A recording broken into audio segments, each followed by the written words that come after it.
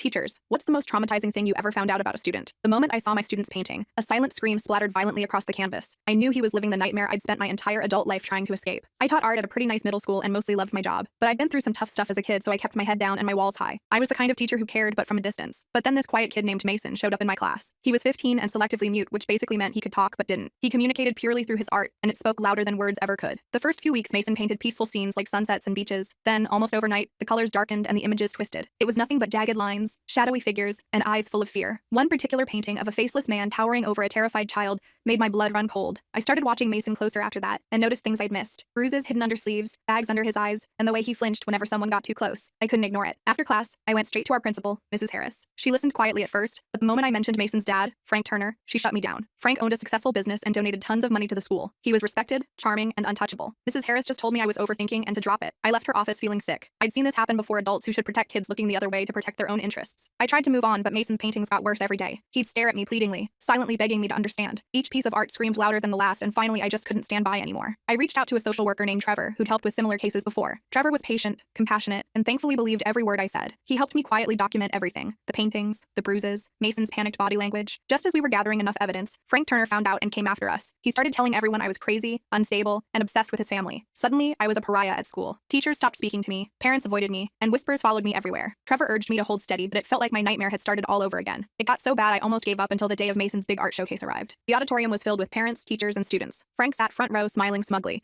ready to keep his perfect image intact. But Mason had other plans. As the curtains opened, everyone fell silent. The stage was filled with Mason's paintings lined up in order, telling a story none of us could deny. It started sweet and innocent, then descended into terror. Each painting showed exactly what Mason had endured in secret, and when people realized who the faceless man was, gasps echoed around the room. Frank's face turned ghostly pale. He tried to leave, but Trevor had quietly stationed other social workers at every exit. My heart pounded, but something deep inside pushed me forward. I walked onto the stage next to Mason, my voice shaking as I faced the crowd, and held up the proof Trevor and I had gathered: photos, bruises, testimonies. I saw shock, disbelief, and finally understanding ripple through the audience. One by one, other parents and teachers started to stand up, some even coming forward with their own suspicions or stories they'd brushed aside. Frank screamed, shouted, and tried to bully his way out, but it was too late. Police officers arrived and gently escorted Mason away from him and into safety. Weeks passed and Mason was placed in foster care. He started therapy and slowly began healing through art. One afternoon, as I packed up after class, he appeared quietly in my doorway. I froze, waiting as he slowly opened his mouth and spoke for the first time since I'd known him. "Thank you," he whispered softly, his voice hoarse but clear. Tears filled my eyes and I smiled gently. It was then I knew neither of us was alone anymore. After everything settled, Trevor suggested I start a support group at school for kids like Mason, kids like me. I hesitated at first, but eventually agreed. We called it The Art of Healing, and soon kids from all over came to share their stories, their pain, and their hope. Mason became one of our strongest voices. He still painted his truth, but now it held healing and resilience instead of fear. As for me, I finally started confronting my own past. Trevor was there every step of the way. Slowly, cautiously, I let down my walls just enough to trust someone again. And that's how one silent scream became our loudest victory.